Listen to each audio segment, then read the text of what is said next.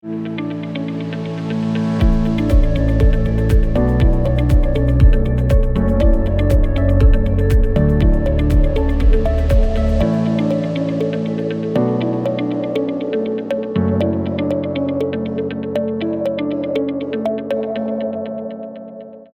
bienvenidas, bienvenidos a un nuevo episodio de Hablemos de Salud, este programa que transmitimos desde el Hospital Dr. Gustavo Fricke, que ustedes están viendo, algunos por Instagram, otros por Facebook Live. Y acuérdense que si no lo alcanzan a pillar desde el principio, por supuesto pueden ver todos los episodios en el canal de YouTube del hospital. Campaña invierno, estamos todos ya entrando en ella, a pesar de que estamos en otoño, pero yo creo que ya todos nos hemos resfriado por lo menos una vez en el año durante este 2025, y para eso queremos conversar con nuestro invitado especial de hoy, que es la primera vez que viene al programa. Muchas gracias por acompañarnos, el doctor Francisco González. Muchas gracias por la invitación. Pariente mío, por supuesto. Somos una familia muy extendida, doctor González, jefe de medicina del Hospital Dr. Gustavo Fricke, y a quien le agradecemos desde ya que haya venido con mascarilla. No es que quiera pasar desapercibido, sino que nos está cuidando a todos, y como se siente un poquito ahí exactamente, resfriado, un poquito resfriado. Claro, nos está acompañando y se lo agradezco mucho. Prevenir el contagio. Por supuesto. Oiga, bueno, pero usted no es nuevo en el hospital, es más bien usted hizo la beca aquí como el 2012 al 2015. Exacto. Después se fue a devolver su beca, después volvió. Así y volvió es. En plena pandemia, en 2021, cuando todavía no había terminado ese proceso tan complejo. Y aquí reunimos sus antecedentes penales y dice que estuvo en el programa de tuberculosis, en enfermedades respiratorias, también en VIH. Exacto. Harto que ver con las infecciones, básicamente. Harto de lo infeccioso y de lo respiratorio también. Así que siempre he estado relacionado con ambos equipos, de infectología y el equipo de respiratorio. Así que ha sido súper, supongo, beneficioso también para su actual trabajo como jefe de medicina.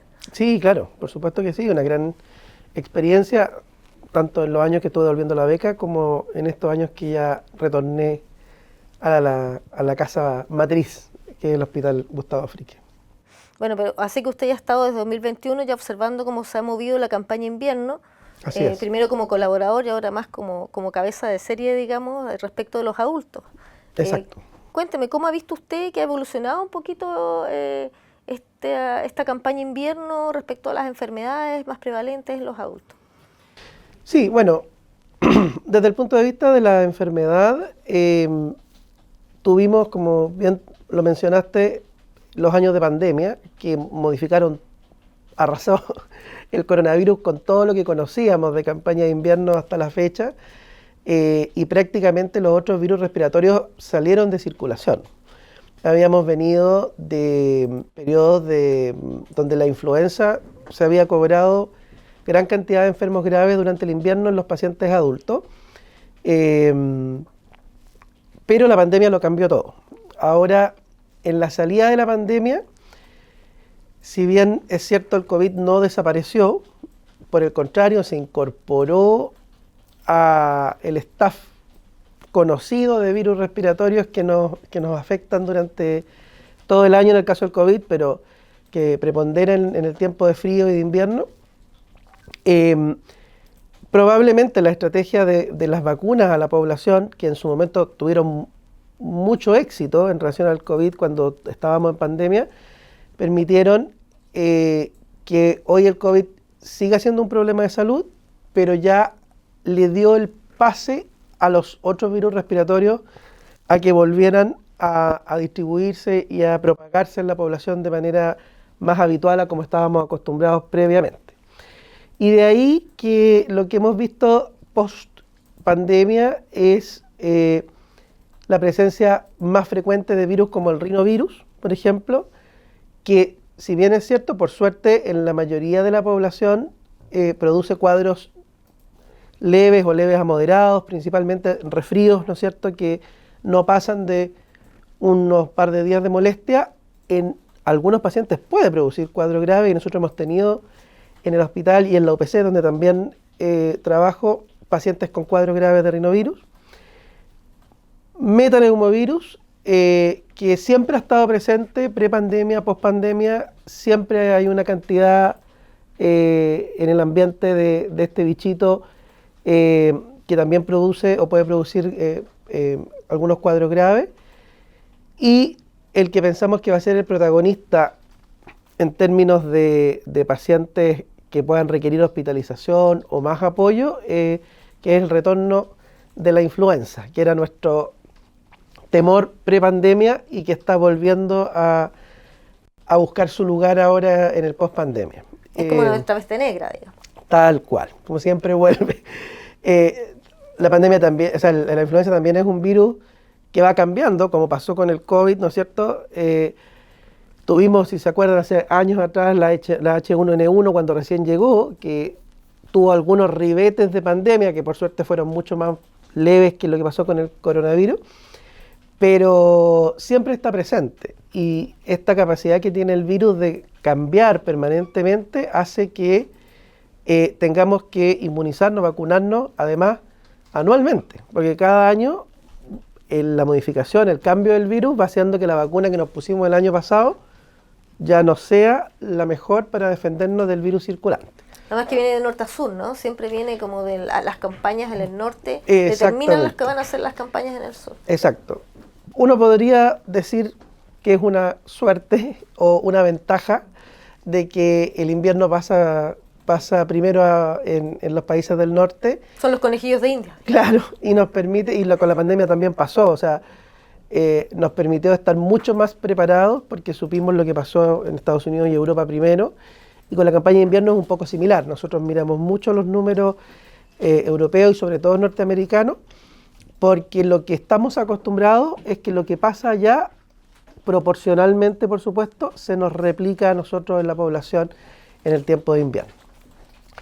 Ahora, aparte de los bichos, en este caso, como decía, el virus al que le tenemos más respeto en este momento por cuadros graves, más que por cantidad de cuadros en la influenza, lo otro que he visto en la campaña de invierno y que yo creo que de alguna manera el COVID también colaboró con eso, es que cada vez nos preparamos mejor para la campaña de invierno. O sea, cada vez nos adelantamos más, cada vez hay un equipo de profesionales, o los distintos centros, incluido el Hospital Gustavo Fricke, elige un equipo de profesionales que se preocupan exclusivamente de preparar el hospital y preparar las condiciones para la campaña de invierno, y yo creo que eso marca una diferencia muy importante en cómo abordamos o cómo nos enfrentamos al problema una vez que ya empiezan a llegar los pacientes enfermos. De hecho, hasta hace unos años partía en mayo la campaña y ahora después partió en abril, ahora parte en 1 de marzo. Exactamente. De cualquier día vamos a estar en enero ahí.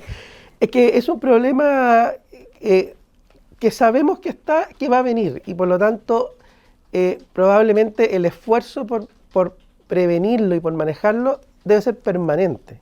Y yo creo que esa capacidad de adelantarnos ha repercutido en que tengamos más herramientas para abordar a los pacientes cuando viene la ola de pacientes enfermos. ¿Y la ola cuándo viene o ya vino? No, la ola no ha llegado todavía. Si tú haces un barrido en tu lugar de trabajo, bueno, nosotros estamos en el hospital, pero para las personas en la casa, en su lugar de trabajo, en sus barrios, en los colegios, probablemente todos han visto que al menos anda harta gente resfriada o con síntomas, ¿no es cierto?, de catarro, moco, estornudo o tos seca. Eso quiere decir que estamos en la fase de propagación, y de esa fase va a venir el pic, que se va a demorar 2 a 4 semanas, donde vamos a empezar a ver el alza real de casos. Y obviamente cuando personas se enferman, por ejemplo, de influenza, por suerte hay un porcentaje que en general no es tan grande el que hacen enfermedad grave.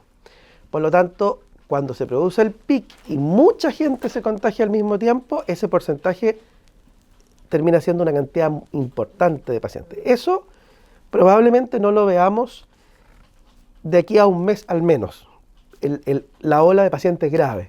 Pero sí estamos ya hoy en la propagación que nos va a llevar a que de aquí a un mes más o una cantidad de semanas, entre 4 o 6 semanas, estemos con una gran población contagiada, y de esa gran población un porcentaje con casos que requieren estar en el hospital o que requieren incluso estar en las UCIs o en las unidades críticas. Ya, y ahí vamos a entrar a un tema como más doméstico, digamos, como hablar un poquito más para la gente. A los que llegaron recién, estamos hablando con el doctor Francisco González, que es jefe de medicina, y además nos está hablando sobre todo como de la campaña invierno y lo que son las enfermedades respiratorias.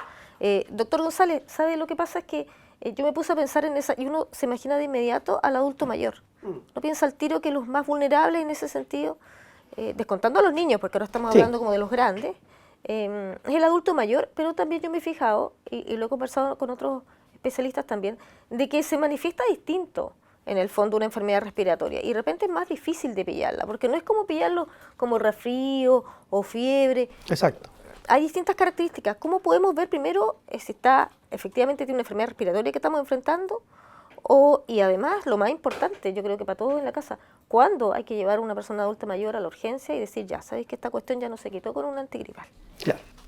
Bueno, efectivamente los pacientes adultos mayores, en general los adultos mayores y sobre todo si tienen enfermedades crónicas como por ejemplo la diabetes, son pacientes que tienen un sistema de defensa contra las infecciones que ya no está en su capacidad plena, o en el caso de la diabetes está francamente disminuido por otras enfermedades. También en los pacientes fumadores, por ejemplo, pasa lo mismo. Los hipertensos. Los hipertensos. Aquellos pacientes que tienen una enfermedad crónica que están en el programa de crónico en el consultorio, ese grupo de pacientes adultos mayores, su sistema de defensa ya no está en óptimas condiciones y por lo tanto es más probable que adquieran este tipo de infecciones y una vez que están infectados es más probable que hagan un cuadro grave. Por eso son las poblaciones escogidas de riesgo y por eso hacemos varias medidas con ese grupo para prevenir infección. Ahora, el adulto mayor, como tiene un sistema de defensa que funciona diferente a cuando era más joven, le cuesta manifestar los síntomas clásicos de una infección, por ejemplo, viral o por influenza. Es muy infrecuente, por ejemplo, que un adulto mayor haga fiebre. No lo vemos con tanta facilidad como en la edad pediátrica, por ejemplo, ¿no es cierto? El niño que está jugando y de un momento para otro está con 38, 39 grados, es muy difícil de ver en el adulto mayor. Y la sintomatología respiratoria, sobre todo, por ejemplo, la sintomatología que nosotros llamamos catarral, que es tener moquillo, congestión de la nariz, estornudo, también es menos evidente o menos molesta para el paciente. Por lo tanto, ¿cómo nosotros podemos estar alerta de que nuestra población adulta mayor esté infectada o le esté pasando algo? En primer lugar, cuando el adulto mayor está diferente a como lo conocemos habitualmente, ¿ya? Yo sé que eso es muy amplio, pero ¿qué significa? Está evidentemente desanimado, se alimenta mal o francamente deja de alimentarse, está menos enérgico o menos activo en su quehacer y sobre todo un tema que es muy importante, un adulto mayor, por ejemplo, que se desorienta, se pierde, tiene un episodio, ¿no es cierto?, en que de repente no sabe dónde está, no reconoce un familiar, o está en su casa y no sabe cómo llegar a la cocina o cómo llegar al baño, ¿no es cierto?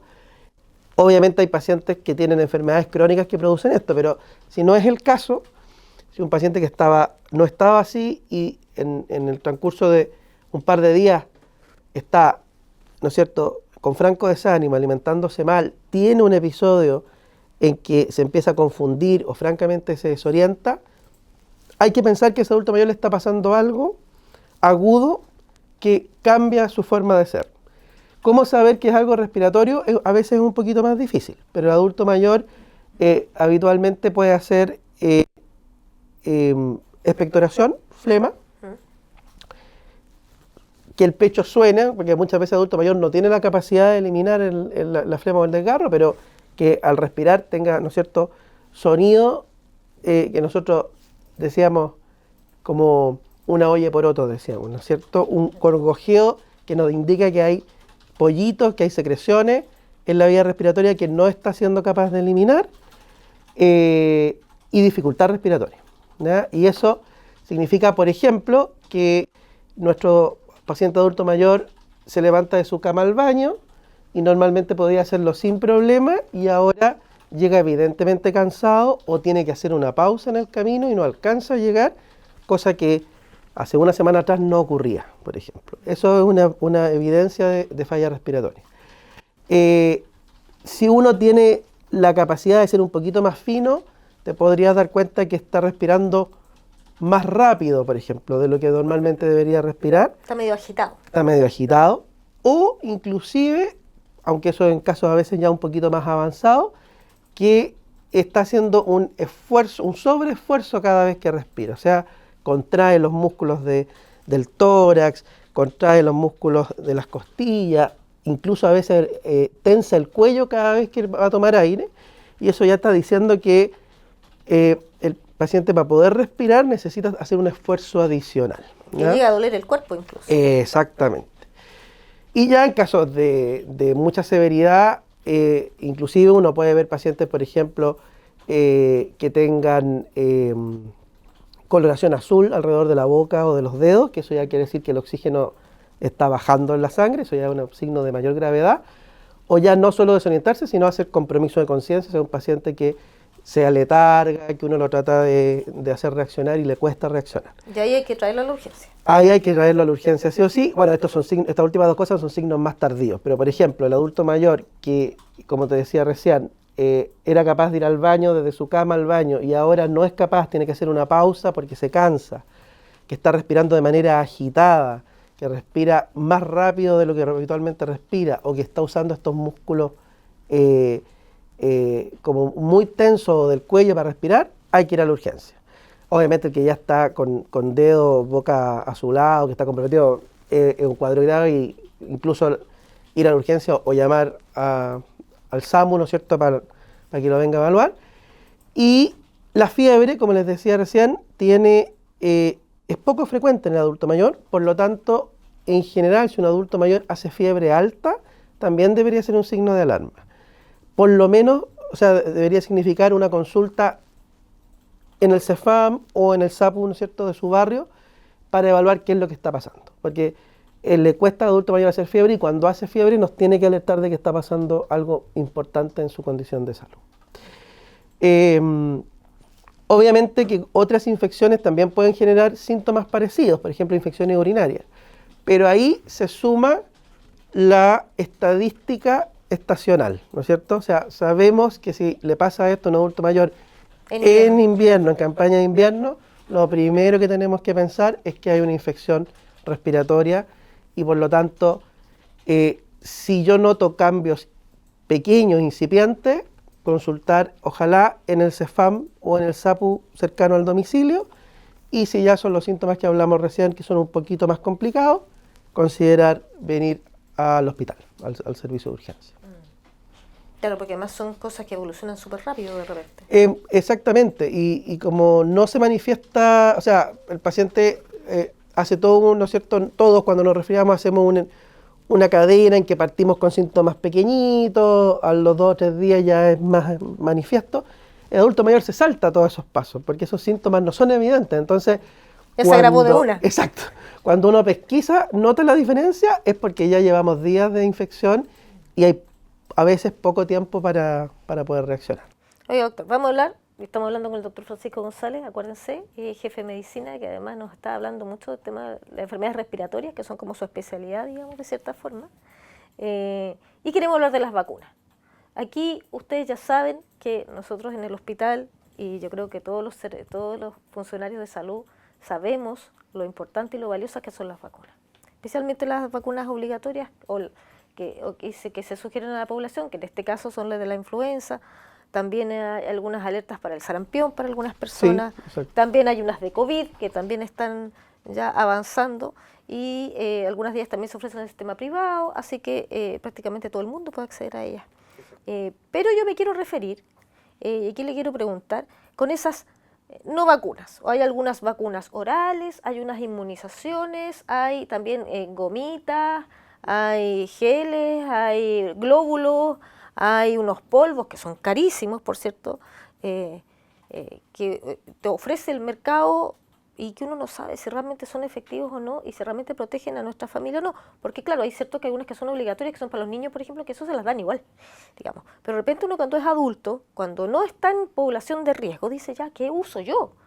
Y entonces ahí, doctor, quiero que usted nos dé una orientación, si realmente hay que confiar en todo, o hay que ver, o hay que gastar un poquito y comprársela no sé cuántito.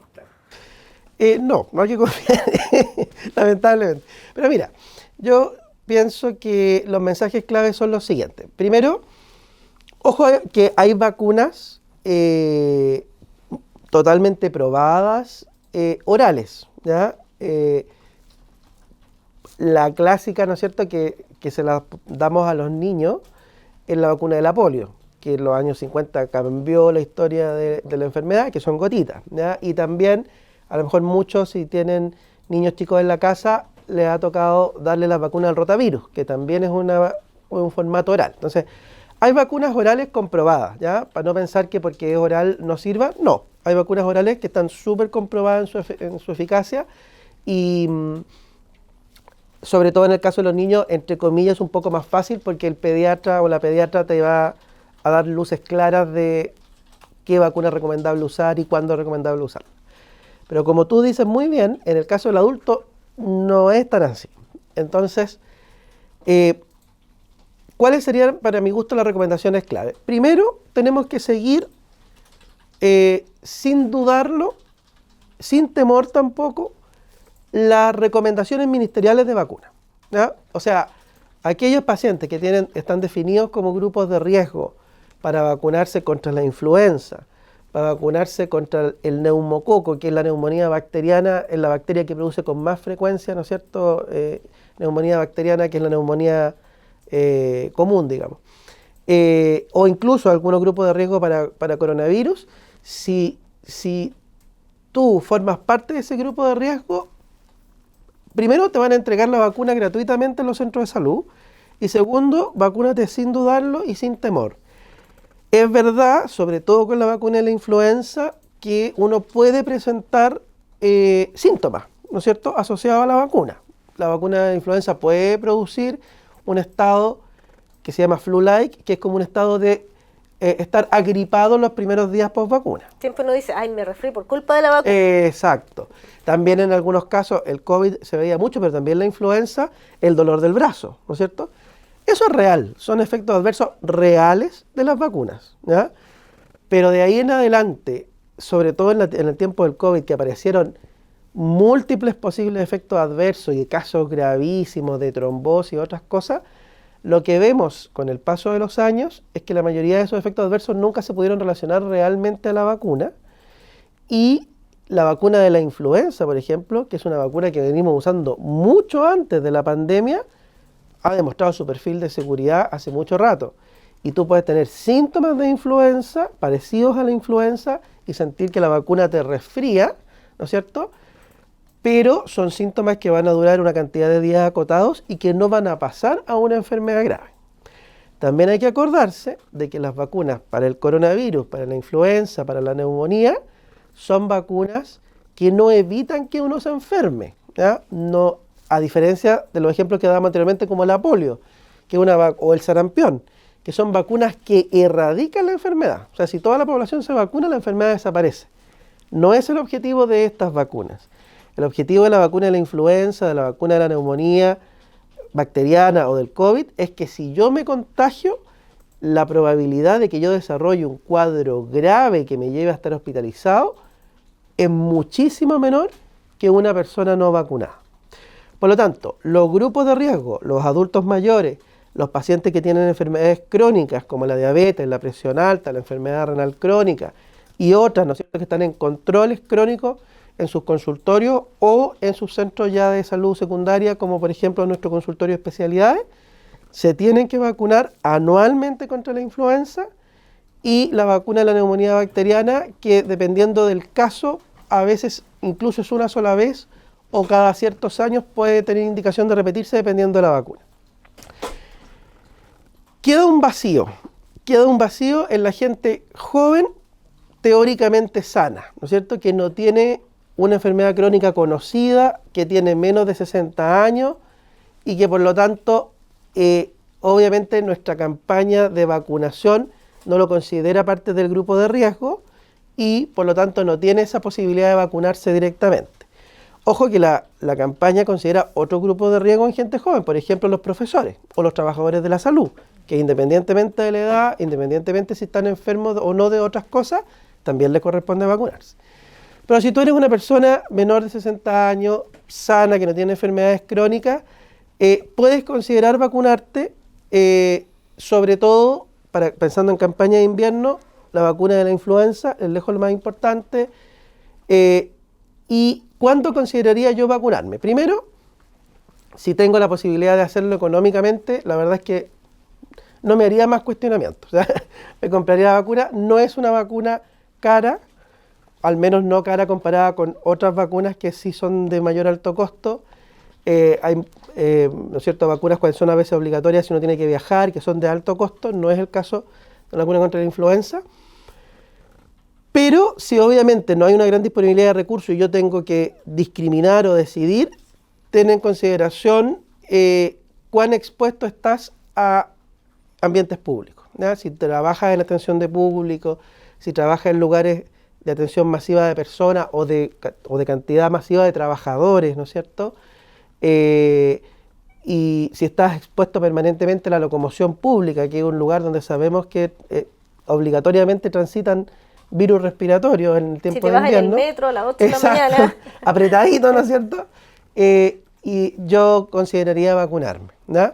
Ahora, estas otras alternativas que han surgido en el último tiempo, los polvos, las gomitas, o incluso algunas terapias, ¿no es cierto?, de la medicina homeopática o de algunas medicinas complementarias, lo que la población tiene que entender es que son medicamentos que la mayoría de las veces no tienen una base científica o no han pasado por las pruebas que ha pasado una vacuna, ¿no es cierto? O sea, nosotros, si bien es cierto, en el tiempo del COVID tuvimos que hacer un periodo acelerado de pruebas, la vacuna de la influenza es una vacuna que lleva muchos años en circulación, independientemente de que se modifican algunos parámetros cada año. Y para llegar a vacunar a la población hubo que pasar por estudios científicos, una serie de pruebas para demostrar que la vacuna era segura y efectiva. Entonces, este tipo de medicamentos no tiene esa rigurosidad porque legalmente no pertenecen al grupo de vacunas oficiales y por lo tanto legalmente no se les exige esa rigurosidad y podría, o sea, lo menos malo es que tú inviertas en esto y la verdad es que no sea efectivo. E incluso podría ocurrir que aparte de que no sea efectivo, te haga mal para otra cosa. Por eso la vacunación tiene que ser siempre en lugares, o sea, si tú vas a comprar la vacuna en una farmacia, con una receta médica, ¿ya? Yo sé que eso también en algunos casos puede, entre comillas, encarecer o hacer más complejo el llegar o acceder a la vacuna, pero si tú tienes interés en vacunarte y no eres del grupo de riesgo, no te va a tocar la vacuna a ti, lo ideal es que tú pidas una hora en tu mismo consultorio o donde tú quieras atenderte y el médico te haga una receta, ¿no es cierto?, para que tú vayas y compres una vacuna en farmacia oficial y respaldada por evidencia. De hecho, hay centros médicos incluso que, no en esta época, pero un poquito más adelante, ofrecen además que te pongan al tiro la vacuna. Exactamente. Junto con vendértela. Exactamente. Y también en muchas ocasiones en algunos centros de salud, sobre todo centros de salud familiares, cuando han vacunado a su población de riesgo y tienen stock de vacunas, a veces hacen vacunaciones más abiertas a la población. También eso a veces puede ser una opción. El año pasado ocurrió, como en julio, agosto, que el Ministerio abrió la posibilidad para que todo el mundo se vacunara. Exacto. En un momento. Eso no es que estaba protegida en el fondo la población de riesgo. De riesgo, exacto. Podemos acceder. Si se da esa condición, ideal tratar de accederlo, y si no, y tú puedes cotizar y eventualmente pagar una vacuna, hazlo como tú bien dices, en un centro médico que sabemos que va a tener la certeza de que va a estar recibiendo una vacuna eficiente y segura. Ya, y voy a aprovechar esta última pregunta porque me acordé que, no lo había contado, pero le vamos a contar que estábamos con el doctor Francisco González, que es jefe de medicina del Hospital Dr. Gustavo Fricke, y que está a cargo del programa de asistencia ventilatoria no invasiva del adulto, de hospitalización domiciliaria. Claro, es parte de las prestaciones de y eso implica, me imagino yo, porque yo lo había preguntado también, a todos los pacientes con EPOC, me imagino, que son enfermedades, una enfermedad, ¿cómo se llama? EPOC significa pulmonar obstructiva crónica. Exacto. Que es súper complicada y que me imagino que varios de sus pacientes que utilizan este programa pertenecen a ese grupo. Claro. Esas personas tienen que cuidarse de manera especial para la enfermedad respiratoria. Sí, bueno, este programa lo que nosotros hacemos es, bueno, evaluamos, ¿no es cierto?, y definimos que algunos pacientes necesitan tener una máquina que los ayude a respirar en la casa, ¿ya? Eso es un ventilador mecánico, que hay mucha gente que conoció la palabra ventilador mecánico a veces hasta por la misma pandemia, ¿no es cierto?, por las UCIs, pero es un ventilador mecánico no invasivo que se usa con una mascarilla, ¿no es cierto?, y que le permite a las personas respirar mejor cuando tienen una condición que nosotros podemos demostrar que les impide respirar de manera normal. Entonces, como bien tú dices, uno de los clientes frecuentes ahí son los pacientes con enfermedad pulmonar obstructiva crónica o EPOC, que es una enfermedad compleja, muy frecuente en nuestra población, muy frecuente, y que en más del 90% de los casos se debe al cigarrillo, ¿ya? A la exposición a humo de cigarro, también más del 90% de los casos de que el paciente es fumador, y en un porcentaje menor que se expone a humo de segunda mano, ¿no es cierto?, de alguna persona que fuma. Como dice fumador secundario. Que se llama secundario pasivo antes, ¿no es cierto?, humo de segunda mano.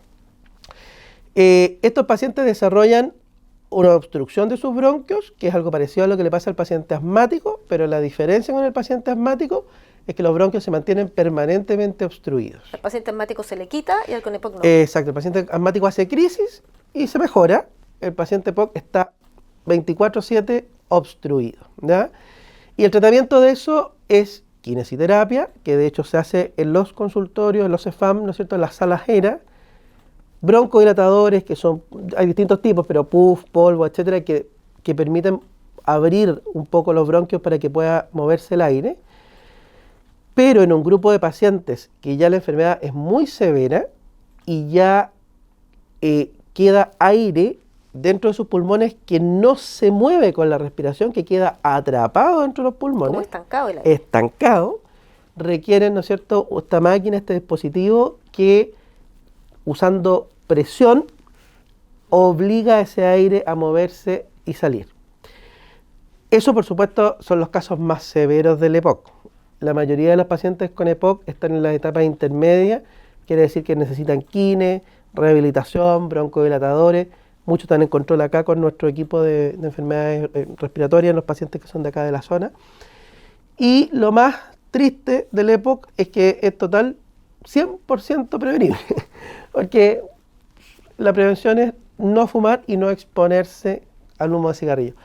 Hay un porcentaje muy pequeño de pacientes que tienen EPOC por otros agentes inhalados, por humo de leña, por ejemplo, sobre todo la gente del sur que tiene una cocina a leña dentro de la casa, por ejemplo, o que usa brasero dentro de la casa. ¿Los inciensos aplican, no? No, los inciensos no han demostrado.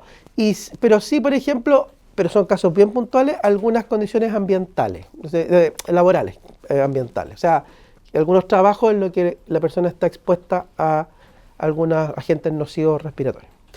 Pero de los pacientes con EPOC, el 90 y más son pacientes fumadores, ¿ya? O sea, no tiene cura y tiene prevención. Exactamente. Es tal cual, porque el EPOC nunca se mejora. Uno logra controlarlo con los medicamentos, con la terapia kinesiológica, con el ventilador en los casos graves, pero nunca logra curar la enfermedad. Así que, si pensamos en medidas de prevención, hablamos de la vacunación, hablamos del uso de mascarilla cuando llegamos, porque yo estoy con síntomas de resfrío, y no solamente con síntomas de resfrío. Nuevamente, las personas que están expuestas a ambientes masivos, a locomoción pública, en tiempo de invierno es 100% recomendable el uso de mascarilla, por lo menos en lo que tú te subes al metro, a la micro, en fin, o si atiendes público durante la atención de público. Y no fumar, porque así como el cigarrillo puede producir EPOC, que es la enfermedad clásica asociada al tabaco, una persona con una influenza que fuma tiene un peor, ¿no es cierto?, desenlace de la enfermedad que una persona que no fuma. O sea, el cigarrillo ha contra demostrado solo desventaja para la salud. Así que también hay un llamado grande para dejar el hábito del cigarro, no iniciar el hábito del cigarro, que está muy, muy arraigado en nuestra sociedad en estos momentos. Bueno, doctor, lo vamos a invitar para el Día Mundial del Tabaco, porque Perfecto. tenemos que hacer un programa definitivamente de eso, porque debe haber muchos otros efectos que no están, porque nosotros siempre pensamos en el cáncer al pulmón y punto, digamos, pero Exacto. tiene que haber muchos más, muchos otros aspectos de la vida que lo vamos a conversar con el doctor Francisco González, a quien en este programa especial de campaña invierno de Hablemos de Salud le damos las gracias por habernos acompañado hoy y por supuesto lo dejamos a ustedes invitados, ya lo saben, por Instagram, por Facebook Live y a los que se perdieron algún programa, alguna parte que les interesó, recuerden ir a nuestro YouTube del hospital para abordar algunos temas que son importantes no solo para nuestra comunidad, sino también para nuestra familia y para nosotros mismos. Que tengan buen día. Hasta luego.